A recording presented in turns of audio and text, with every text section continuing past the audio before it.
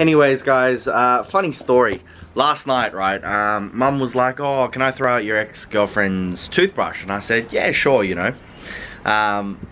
Funnily enough, she ends up throwing out my toothbrush accidentally, and then I have to throw out my ex-girlfriend's toothbrush. So now I've got no toothbrush and my teeth is feeling super, super gritty. So first thing this morning is I'm gonna go down to the shops and go get a toothbrush. Today, we're gonna be looking over the EG Civic because I've just registered myself for the next track for days. And I'm gonna be taking the, well, Civic as mentioned before, but we're gonna be going over the Civic and making sure that everything is up to tip-top condition. And everything that isn't up to tip-top condition, we're gonna go check out and hopefully we'll eventually fix everything before the track day. Now there are a handful of mods that I would like to do, and it's really good because the track day is going to kind of push me forward in terms of doing something on the EG Civic, because I've just been so lazy in terms of working on cars. But you know, this will be a little bit of an incentive and a push to make sure that I get everything done before the date. So hope you guys enjoy today's clip, and let's get this started. Oh my god, my garage looks so messy. Anyways, I'm gonna quickly grab the camber arms here, and then the camber stuff here, and I'm gonna put them in the car just in case Derek is like to me, hey AJ, we can work on your car. So let's put that in the car just in case. We're now on our way to Derek's. Whew. Let's get going. I just want to say that I really love driving my EG just because, like, even though it's a $2,000 shitter and it's probably the worst car that I own, in terms of like value, interior, speed, it's also the cheapest car to modify that I have. I can buy stuff for like $100, and like, if it breaks, I don't really care, you know. It's not gonna cost me an arm and a leg. It's not like it's a turbo, or, you know, even if the motor blows, it's still like a $500 motor. So this is something I really, really appreciate about this car, even though it's probably the worst car as mentioned on my fleet.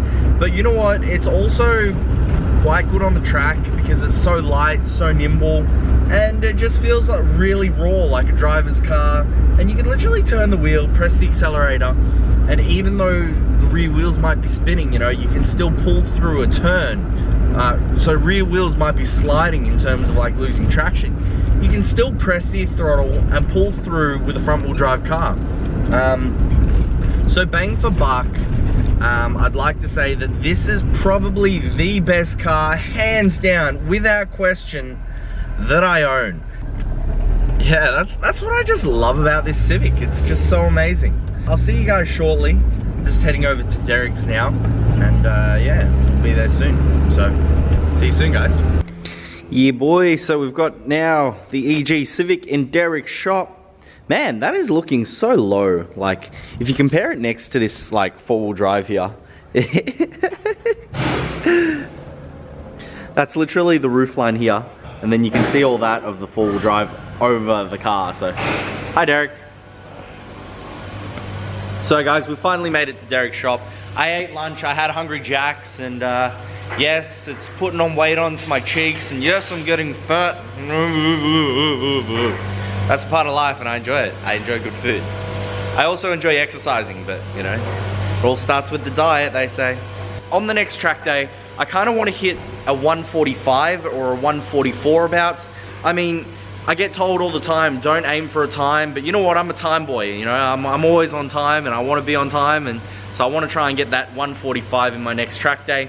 And I'm going to have to put a lot of modifications in terms of suspension because I don't have those power upgrades that I really can't afford. So, here's what it is. Hey, what are you laughing at, Derek? You smile at me when I can't afford power upgrades, huh?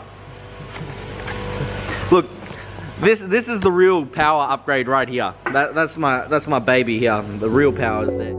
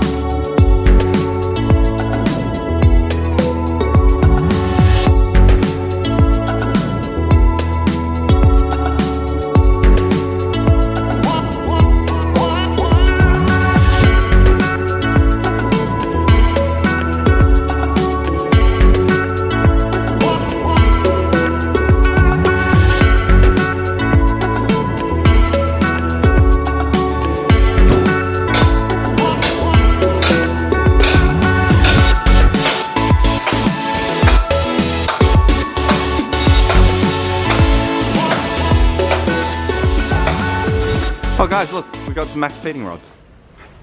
And small max speeding rods. Yeah, max speeding rods power. Okay. Max speeding rods power. Guys, I hate to say it, max speeding rods is the reason why I'm doing amazing times. Alongside my Dunlop Droza Z3s, they're amazing tires. And this Chinese build is actually proving to be quite effective in terms of tracking. Now, we did come across a few issues when using these Chinese parts. And one of the biggest issues was not everything was a straight bolt, which was really annoying, really annoying, especially when, you know, you're trying to line things up and then they give you the wrong bolts too. So that is something that I don't like about going cheap. But as mentioned before, this is a cheap car, this is a cheap build. What do you expect? You know, not everything's gonna be perfect. You pay for what you get, and what we got is actually quite good. So we're gonna continue on and have a look at what the actual issues are with this car, because it does have a few bushing issues that I wanna tend to look at, just so we can improve that track time a little bit more. So guys, first issue we found was just over here, using the Chinese stuff here. If you have a look, all this is moving, and it shouldn't be doing that. So Derek's just wiggling the wheel, and this is what we've found so far. So it looks like they've put the incorrect bushes in here, and when we installed it, we thought this may have been the issue as well, and this only proves to show that this is one of the issues that we're currently having at the moment. But you know what? I'm still doing good times, so I don't care. But I think there might be a wheel bearing in the back that's out, I'm not sure. Oh no, that's the noise. That's the noise. That's the wheel bearing. So that's a wheel bearing in that one? That's a hub.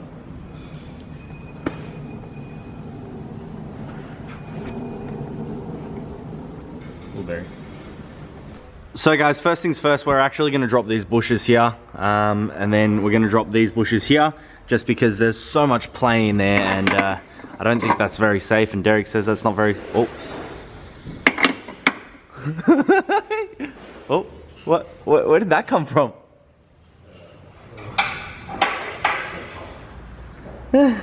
Looks like it's leaking water from my boot well.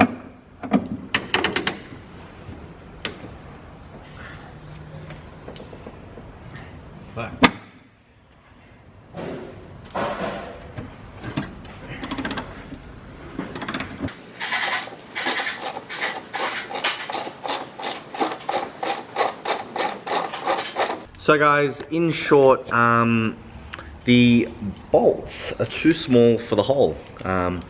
Actually, sorry, the locating guides are too big for the bolt. So that's where the play has been coming from. Wait, let me just focus that. So that's where the play has been coming from in the EG Civic. Now, I just want to say that I managed to get a 149 with the way it was running.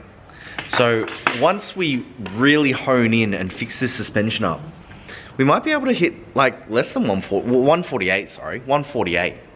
And that was with funky suspension. So we're gonna go re-look into this, and you know, track's coming up in 3 weeks, so we might be able to get an even better time, considering the whole situation and of things. So guys, this is also the Super motor over here too.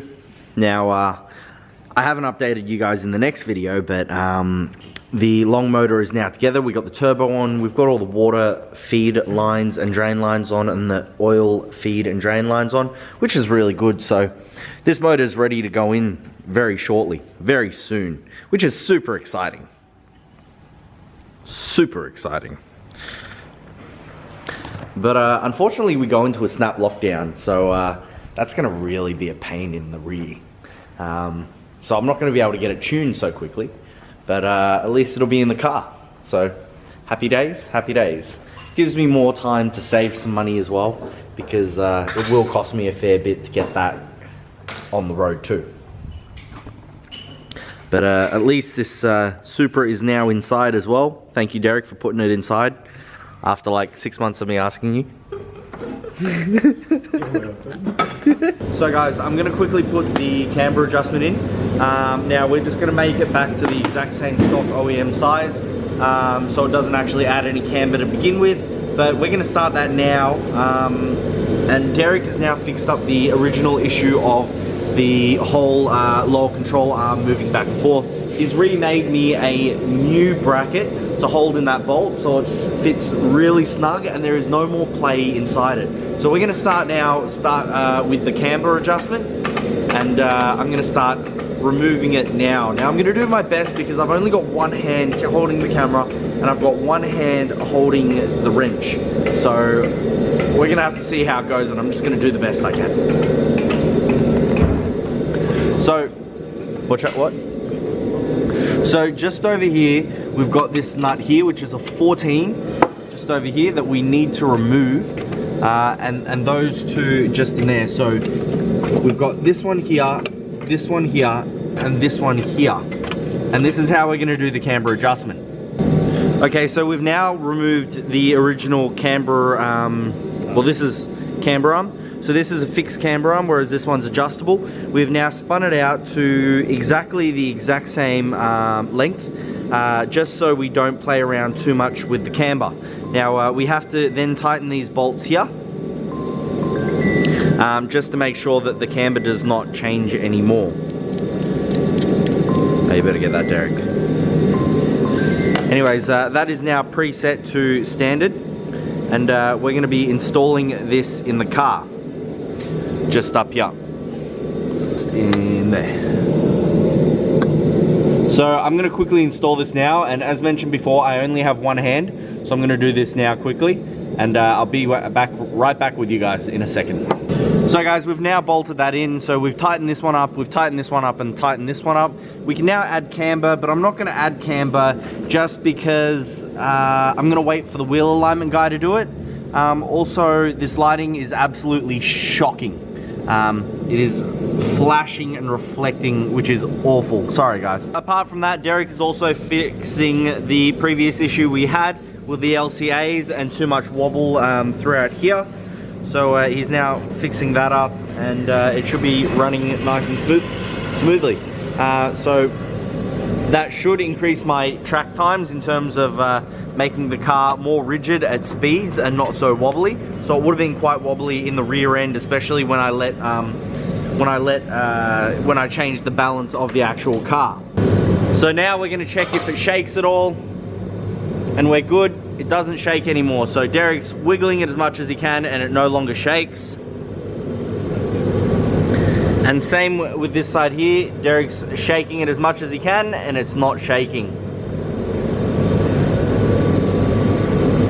Very good. So all in all, the cheap Chinese stuff does have its downsides about it, like things not fitting, giving you the wrong bushes. But you know, at the end of the day, it was cheap. I mean, who knows? Maybe I could have saved more money buying a more expensive one with the correct bushes and not having to go through this process. But you know, it's an educational thing, so you guys can learn as well. Anyways guys, thank you for watching today's video. I think next time I'm gonna put the front camber adjustment in. However, we just ran out of time today just because it is getting quite late. There's only so many hours in a day as well. So I hope you guys enjoyed today's clip, and I'll catch you guys next video. Peace out.